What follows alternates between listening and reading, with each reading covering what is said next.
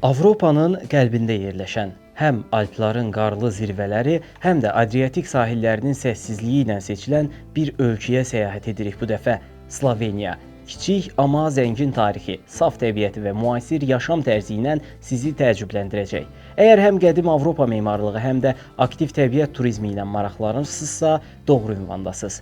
Hazırsınızsa gəlin birlikdə Sloveniyanı kəşf edək.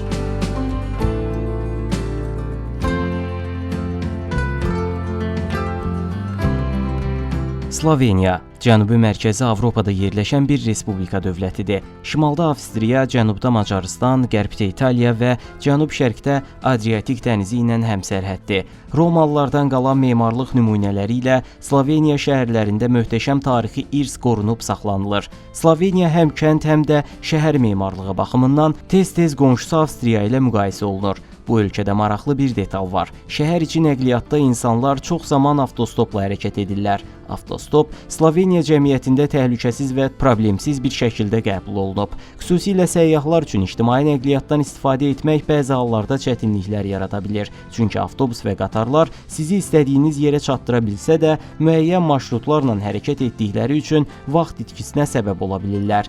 Bu kimi səbəblərə görə Sloveniya bir avtostop sistemi yaradıb və xüsusilə iş günlərində bu üsul daha geniş şəkildə istifadə olunur. Əgər Sloveniya səfərinə çıxırsınızsa, yanınızda olduğunuz ərazi ilə bağlı xəritə götürməyiniz faydalı olar. Bu xəritəni yanacaq doldurma məntəqələrindən və ya kitab mağazalarından əldə edə bilərsiniz. Beləliklə, avtostop vasitəsilə Sloveniyanı rahat və sürətli şəkildə gəzə bilərsiniz. Sloveniya Alp dağları və çayları ilə qış idmanları üçün də tez-tez seçilən bir məkandır. Dağ velosipedi, rafting və xizə üçün ideal təbii şəraitə malikdir. Dövlət bu təbii imkanları turistlərə təqdim etməkdən olduqca bacarıqlıdır. Elə ki, turistlər Adriatik dənizində çimə, ölkəyə məxsus spa mərkəzlərində isə istirahət edə bilərlər.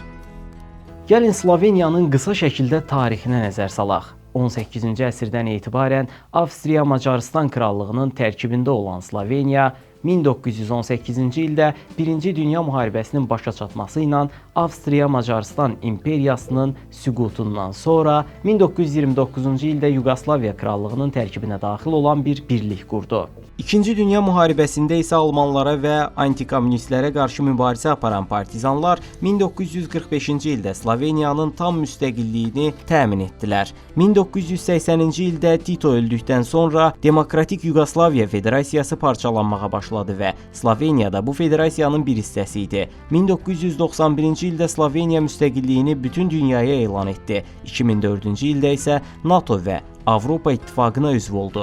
Ölkədə inkişaf etmiş səhiyyə sistemi mövcuddur. Hər hansı bir təcili vəziyyətdə 112 nömrəsinə zəng etməklə bir neçə dəqiqə içində təcili yardım maşını gəlir. Xəstəxana və təcili yardım vasitələrində yüksək gigiyena standartları qorunur. Kran suyu isə içmək üçün tam təhlükəsizdir. Sloveniya təbiətlə iç-içə bir atmosferə malik olduğundan suları son dərəcə təmizdir. Lakin meşəli əraziləri gəzmək istəyirsinizsə, kəpənək və gənələrə qarşı peyvənd olunmanız tövsiyə olunur. Sloveniyanın meşələri demək olar ki, əl dəyməmiş təbiət inciləridir və burada müxtəlif həşəratlar tərəfindən narahat edilə bilərsiniz. Hətta ölkənin cənub meşələrində aylarla qarşılaşma ehtimalı da olduqca yüksəkdir. Sloveniyada ziyarət edilə biləcək dini, memarlıq, mədəni və tarixi abidələrin çox olduğunu artıq təxmin etmiş olarsınız. Bunlara nümunə olaraq Şkoçan mağaraları, Alpların ətrafındakı qədim Almaden və İdrija bölgələri, məşhur Bled gölü göstərilə bilər. Bundan əlavə bu 2 milyon əhalisi olan ölkədə 300-dən çox kilsə, monastır, ziyarət yolu, türbə və müxtəlif ibadətgahlar mövcuddur. Bu isə bölgənin keçmişdə dini baxımdan necə zəngin bir coğrafiya olduğunu göstərir. Əgər siz tarix görmək istəyən, orta əsrlər Avropasına maraq göstərən, köhnə memarlıqdan təsirlənən birisinizsə, gəlib çıxmışkən Alp dağlarını da gəzmək, təmiz sularda həm çimib, həm də təbiətlə təmasda olmaq istəyirsinizsə, Sloveniya min illərdir orijinallığını qoruyan nadir ölkələrdən biridir. İndi isə ölkənin idarəetmə sisteminə baxaq. Sloveniyada parlament idarəetmə sistemi mövcuddur. Ölkə 11 şəhərə və 210 bələdiyyəyə bölünür. Paytaxtı isə Ljubljana şəhəridir. Bundan əlavə siz Sloveniyada şirkət və ya obyekt aça bilərsiniz. Əgər Sloveniya ərazisində öz mağazanızı və ya şirkətinizi açmaq istəyirsinizsə, sizdən əsasən vergi borcunuzun və məhkumluğunuzun olmadığını sübut edən 2-3 sənəd istənilir. Əgər orada bir mühasib tapsanız, sizin yerinizə bütün prosedurları o izləyir və iş yerinizi qısa müddətdə aça bilirsiniz. Əgər övladınız varsa və onunla birgə köçmək istəyirsinizsə, onu da qeyd edək ki, Sloveniya məktəbəqədər təhsil sistemində dövlət nəzarətində olan özəl məktəblər vasitəsilə xidmət göstərir. Əgər ailənin gəliri müəyyən səviyyədən aşağıdırsa, dövlət bu təhsilin xərcini qarşılayır. Məsələn, minimum əmək haqqı ilə işləyən valideynlər üçün məktəbəqədər təhsilin bütün xərcləri ödənilir. Amma bunu da unutmayın ki, bu ölkə doğrudan da çox kiçikdir. Buna görə də böyük ticarət bazarları qurmaq, özünüzə müştəri auditoriyası formalaşdırmaq və qısa müddətdə böyük pullar qazanmaq Almaniya kimi kompleks Avropa ölkələri ilə müqayisədə daha çətindir. Əgər Avropada biznes qurmaq xəyalınız varsa, seçimlərinizi əhalisi daha çox olan ölkələrdən yana edin. Bu arada ölkəyə ən çox turist yaz mövsümünün əvvəlində gəlir. Çünki yayda burada çox festivallar keçirilir və hər yer açıq olduğu üçün ölkə daha canlı olur. Əgər qışda getsə, sizi sakit və bir qədər tutqun bir Sloveniya qarşılayacaq. Yəni, əyləncə və partiyalar üçün gedirsinizsə, yayda gedin. Əgər sakitlik və dincəlmək üçün, stressdən uzaqlaşmaq üçün gedirsinizsə, o zaman qışda gedin. Amma hansı fəsildə getsəniz də yerli əhalinin çox səmimi və mehriban olduğunu görəcəksiniz. Ölkədə xaos və qarışıqlıq olmadığı üçün insanlar sakit və rahat həyat yaşayırlar. Üzlərinin gülməməsi üçün bir səbəb yoxdur. Bundan əlavə ölkədə kifayət qədər LGBT üzvü də var. Yalnız bir detal var ki, dövlət əvvəlki illərdə eynicinsillərin evliliyi ilə bağlı qanunu qəbul etsə də, xalq referenduma bənzər bir səsvermə ilə bu qanunu ləğv etdirib. Slovan mədəniyyətində biraz qəribə gələn ənənələr də mövcuddur. Bir-birinə yaxın və səmimi insanlar görüşəndə 3 dəfə yanaqdan öpürlər və ya bunun əvəzində sadəcə qucaqlaşırlar. Yad insanlara isə adla müraciət etmək hörmətsizlik sayılır. Yəni, xanım, bəy kimi ifadələrdən istifadə edilməlidir. Əgər Sloveniya vətəndaşı tərəfindən evinə dəvət olunsanız, ev sahibinə bir şüşə şərab və ya gül aparmaq adətdir. Xatırlayın, bu ənənə Macaristanda da var idi. Ev və dost ziyarətlərinə dəvət saatından biraz əvvəl getmək sizi onların gözündə daha hörmətli göstərir. Ölkədə avtostop sistemi ilə yanaşı 1228 km uzunluğunda olan Sloven dəmir yolları ilə nəqliyyat geniş istifadə olunur. Çünki ölkənin ərazisi kiçikdir və buna görə də daxili nəqliyyatı daha praktik etmək üçün dəmir yollarına üstünlük verilir. Bəs gəlin görək, Sloveniya iqtisadiyyatı necə işləyir? Sloveniya Avropa ölkələri arasında ən zəngin dövlətlərdən biridir. 2007-ci ildən etibarən avrodan istifadə etməyə başlayıblar və Avropa Birliyindən gələn imkanlardan çox yaxşı yararlanıblar.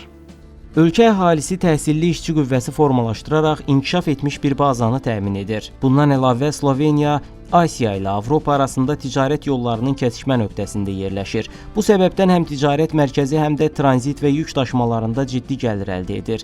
Bir də Yugoslaviya dövründə sənaye yatırımlarının böyük hissəsi Sloveniyaya edildiyi üçün sənaye infrastrukturu çox yüksək səviyyədədir. Əhalinin təxminən 3/2-si xidmət sektorunda çalışır və qalanları isə sənaye və tikinti sahələrindən dolanır. Kənd təsərrüfatı digər Avropa ölkələri ilə müqayisədə çox yayılmış deyil, amma şərq bölgəsində buğda, qarğıdalı, kartof və üzüm yetişdirirlər. Bununla belə Sloveniya üçün bir istehsal ölkəsi demək olmaz. Əksər əsas ehtiyac malları xaricdən ixal olunur. Qiymətlərin normaldan yüksək olmasının səbəbi isə məhz bu, ərzaq baxımından xarici asılılıqdır. Məsələn, bir nəfərlik aylıq bazarlıq xərci təxminən 40 avro civarındadır. Bu ən aşağı səviyyədir. Əgər qırmızı ət və spirtli içkiyə meyillisinizsə, aylıq bazarlıq xərcləriniz asanlıqla 80 avroya çata bilər. Ölkədə minimum əmək haqqı təxminən 1100 avrodur. Amma Sloveniya əhalisinin yalnız təxminən 2% minimum əmək haqqı ilə çalışır.